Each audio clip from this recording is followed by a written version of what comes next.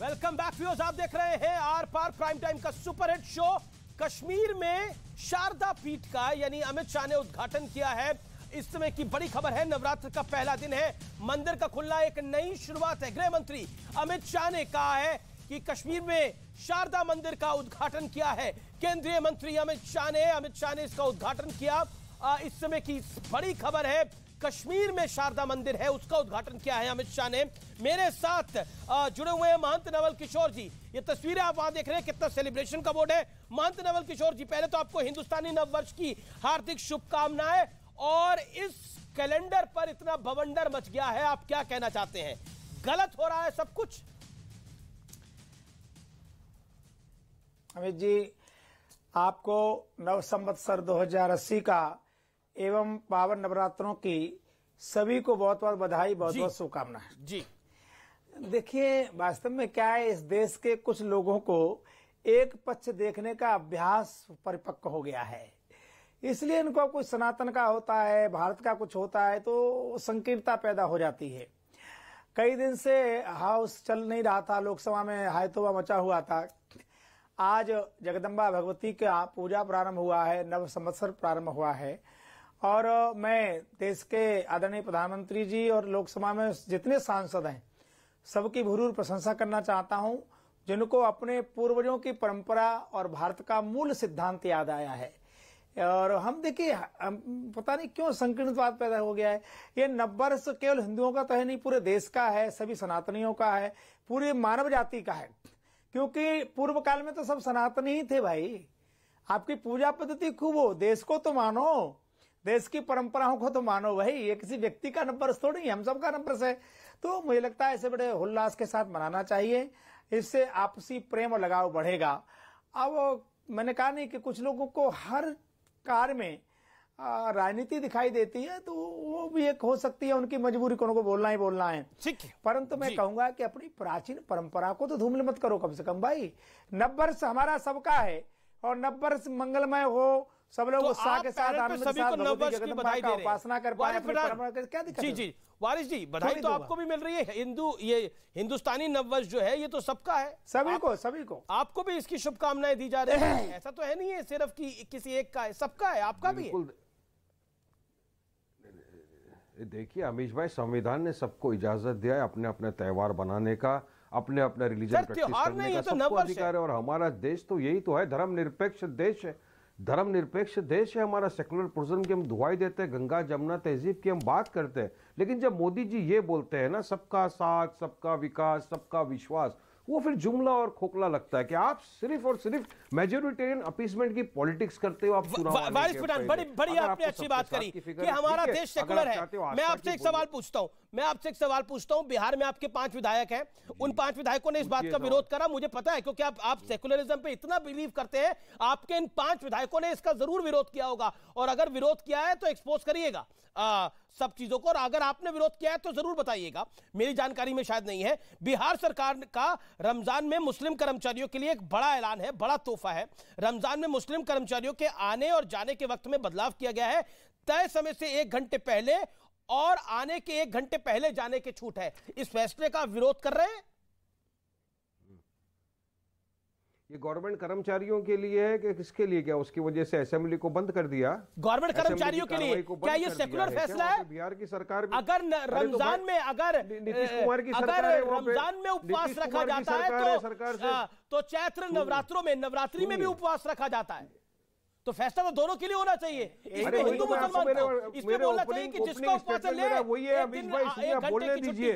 आगे और पीछे दोनों तरफ पब्लिक तक आपका मैसेज नहीं। बिहार सरकार ने कहा केवल मुस्लिम लोगों के लिए अपने धर्म बनाने का पूरा अधिकार है। स्वामी जी, मगर जो बीजेपी की सरकार है, वारिस पठान, आप भाग रहे हैं मेरे सवाल से। आप सेकुलरिज्म के पैरोकार बन रहे थे अभी तक। अरे मैं क्या भाग रहा हूँ आपके सवाल से? आप जवाब दीजिए ना। आप सेकुलरिज्म के पैरोकार बन रहे थे, क्या बिहार सरकार का ये फैसला जायज है? तो सेकुलरिज्म को मानता हूँ। अगर आप सेकुलरिज्म को मानते हैं तो ये फैसला जायज है? सेकुलरिज्म को अच्छा अच्छा, ठीक है, मैं तो पैरोकार हूँ सेकुलरिज्म का, संविधान का। आप नहीं हो क्या अमीश भाई? चलिए मेरी बात का जवाब दीजिए। मैं तो पैरोकार हूं, आप तो भी तभी हो तो ना, सवाल आप भी पूछ रहा चाहते हूं हो ना कि हमारे अभी देश आप तो सबसे बड़ा सूरमा बन रहे थे, सबको त्योहार मनाने का अधिकार है। सूरमा बन रहे थे कि देखिए मगर ये आप सेकुलरिज्म सोचिए, है, कैसे छुट्टी हो सकती है, हाय तौबा बचा रहे थे, इस पर आपका क्या कह रहा है? तो देश आस्था पे चलाएंगे आप? देश आस्था की बुनियाद पर चलाएंगे? मैंने बिहार का सवाल पूछा। चलिए मुझे एक बात का जवाब दे दीजिए। फिर मेरी आस्था का क्या?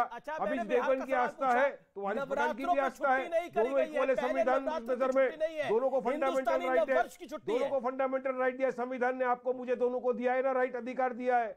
आपका मेरा दोनों का अधिकार है संविधान के हिसाब से। तो खाली अभी देवगन की आस्था का सम्मान किया जाएगा, वारिस पठान की आस्था का सम्मान नहीं करेंगे? मोदी जी को बोलो फैक्ट्स की बात करिए ना। मैंने आपसे सवाल पूछा, अब आप इधर उधर की बात कर रहे हैं। You are passing your time, आप टाइम पास कर रहे हैं। इधर की बात नहीं, मैंने सवाल पूछा आपसे, वारिस पठान पॉइंट पे बोल रहा हूं। एक सेकंड ऑडियो डाउन करिए वारिस जी का। वारिस जी, मैं अगले 5 सेकंड में दोबारा आपसे सवाल पूछ रहा हूं। जो बिहार सरकार ने फैसला लिया है वो सही है गलत है? Choose one. सही है तो सही बोलिए, गलत है तो गलत बोलिए। क्या है आप? मैं तो बोल रहा हूं मोदी सरकार की नीति टोटल गलत है। बिहार सरकार की बात कर रहा हूं, मोदी सरकार की बात कर रहे हैं। अपीसमेंट पॉलिटिक्स है, सबका साथ सबका विकास। अरे बिहार हिंदुस्तान का हिस्सा है क्या नहीं है बताइए? डबल स्टैंडर्ड आपका एक्सपोज हो रहा है। बिहार कहां गए? बिहार क्या? बिहार पाकिस्तान में है? बिहार हिंदुस्तान में, बिहार हिंदुस्तान का हिस्सा है। मैं बिहार की बात कर रहा हूं। हमारा एक वहां पे एमएलए है, एक हमारा एमएलए। बिहार सरकार ने अगर कोई किया है, मोदी सरकार ने कुछ किया है, तो फिर मुसलमानों की आस्था के लिए भी करना पड़ेगा ना। खाली आप ऐसा नहीं कर सकते। चलिए नवरात्र भी तो है बिहार के अंदर। क्या बिहार के लोग नवरात्र नहीं रखते? लोग ट्वीट करके बताएं आप लोग कितने नवरात्र रखते हैं। मेरे बिहार के जो भाई बहन हैं बताएं वहां कितने लोग नवरात्र रखते हैं। 9 दिन नवरात्र है तो वहां पर नवरात्र 9 दिन नवरात्र है। 9 दिन छुट्टी करेंगे वहां पे। छुट्टी नहीं, 1 घंटा आने ना, कहानी को बदलिए मत। 1 घंटा पहले जाना, 1 घंटा पहले आना। 30 दिन का रमजान है। वो मानते हो तो ये भी मानना पड़ेगा। नवरात्र है, 9 दिन छुट्टी कर देंगे आप। ओके, प्रेम शुक्ला जवाब दीजिए, चलिए जवाब दीजिए। चलिए इक्वालिटी 9 दिन आप नवरात्र के लिए बंद कर दीजिए, 30 दिन रमजान के लिए बंद कर दीजिए। ना 9 दिनों की बात हुई है ना 30 दिनों की बात हुई है। दीजिए, चलिए कर दीजिए। प्रेम शुक्ला सेकुलरिज्म को जो भी मानता है, बिहार सरकार का जो फैसला है वो सेकुलरिज्म के अनुकूल है, लेकिन सांसदों की 1 दिन की छुट्टी सेकुलरिज्म के अनुकूल नहीं है। वो उस खांचे में फिस्ट नहीं बैठता। देखिए तो साफ तौर पर दोगलापन है। आप देख ही रहे हैं, अभी सेकुलर बार बार कह रहे हैं ना। अभी आप श्रीमान वारिस पठान से कह दीजिए अम्बे मातु की जय बोल दे, वो है हिम्मत तो। मैं अल्लाह अकबर बोलने के लिए तैयार हूं। मैं डिवाउट हिंदू हूं, मैं सनातन में विश्वास रखता हूं, लेकिन अल्लाह अकबर कहने से मेरा हिंदुत्व तो कहीं से भी खंडित नहीं होता। अगर ये सेकुलर हैं, सच्चे सेकुलर हैं, दोगले नहीं हैं, तो अम्बे मात की जय बोल दें, करवा लीजिए इनसे।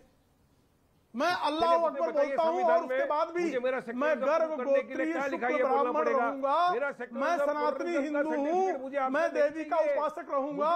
लेकिन ये जरा बोल के दिखाएं, अगर ये सेकुलर बोल के दिखाएं।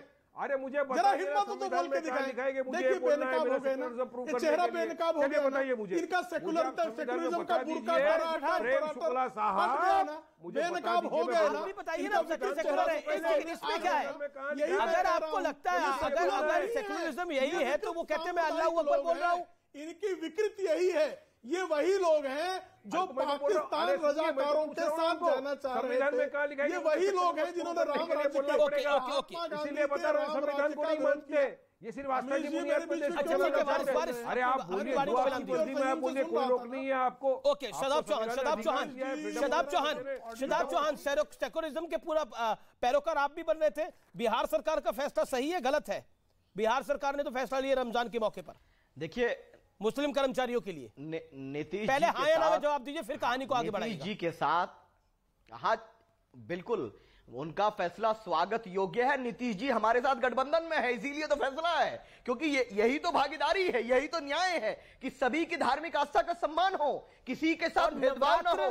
और नवरात्र का भी मौका है तो हिंदू भाई लोग सवार में मिलकर चुनाव लड़ रहे हैं। नहीं, क्या हिंदू भाइयों और बहनों को भी राहत ये मिलनी चाहिए जो मुस्लिम भाई और बहनों को मिली? नवरात्रि का भी तो मौका है, उनका नाम क्यों नहीं लिया इस फैसले में? और बिल्कुल इक्वली सबको मिलना चाहिए। कम मने क्यों नहीं मिला? क्यों नहीं मिला? जो जिसकी आस्था है, तो नवरात्रि में क्यों नहीं मिला? सुनिए, अब सुन लीजिए, आस्था के अनुरूप तो जो रमजान में व्यवस्था मुस्लिम की कर्मचारियों के लिए लिया, वो आवश्यकता सबको मिलनी चाहिए। आस्था के अनुरूप, आवश्यकता के अनुसार व्यवस्था मिलनी चाहिए। हम कह रहे हैं कौन सी आस्था ये बातें है मत कीजिए डिस्क्रिमिनेशन वाली। दूसरी बात, अभी तो सरकारी दफ्तर में मोहम्मद रसूलुल्लाह क्यों नहीं बोला गया? ये वहाँ एक तरफा हो रहा तो क्या बोला है? आपको अच्छा लग रहा है, यहाँ हुआ तो अच्छा नहीं लग रहा है, क्योंकि एक तरफ केवल मुस्लिम समाज को पोषक करने की आदत पड़ गई है। प्रेम शुक्ला को आप कह रहे घर वापसी कर लीजिए। प्रेम शुक्ला, यहाँ पार्टियां होती थी, प्रेम शुक्ला को सीट लाइए, देन रिजवान अहमद, देन सुनील यादव। जबरदस्ती नहीं, प्रेम अब 90 वर्ष में छुट्टी हो गई, अभी पेट में दर्द हो रहा है। देखिए मतलब ये कितनी संकीर्ण सोच है। उन्होंने अल्लाह ऊपर बोला तो आप बोले आप घर वापसी कर लीजिए।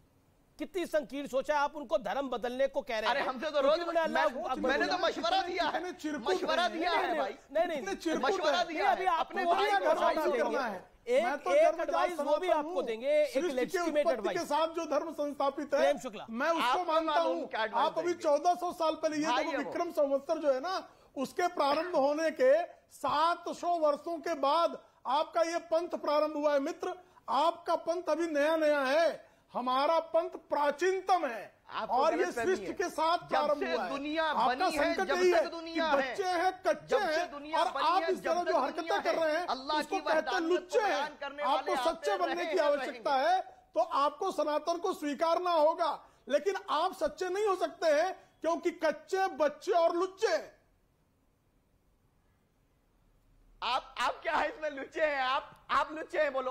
नहीं भाई, आप लुच्चे नहीं है। मैं तो एकदम से सनातनी हूँ, स्वीकार रहा हूँ ना। मेरा धर्म कांच की तरह कमजोर नहीं है। नहीं, आप किसी की जय बोल देने से खत्म हो जाए। आपका धर्म जो है इतना कमजोर है, आपका अकीदा इतना कमजोर है मियाँ, कि वो सिर्फ अम्बे मात की जय बोलने से खंड खंड हो जाता है, चूर चूर हो जाता है, चकनाचूर हो जाता है। आप कितने कमजोर हो, आपकी कमजोरी दिख रही है। चेहरे पे कैसे पसीना आ गया है? विश्वास रखता है। बात करें धर्म की, क्या पंथ की बात करोगे आप? चिरकुट कहीं के। मेरा अकीदा किसी पर आस्था नहीं, पर आपने देखिए शदाब चौहान, आपने मुंह में उंगली डाली। आपने बोला अब इन्होंने अल्लाह अकबर बोल ही दिया तो घर वापसी कर ले, प्यार से कर ले। ये बोलने की कोई आवश्यकता नहीं थी, और ये हिंदुस्तानी नववर्ष की छुट्टी है। एक बात बताइए, शदाब अमीर जी, मैं तो घर में ही हूँ। मुझे घर में रहने के लिए मुझे अंग को भंग कराने का जो है काम नहीं करना पड़ा है जी।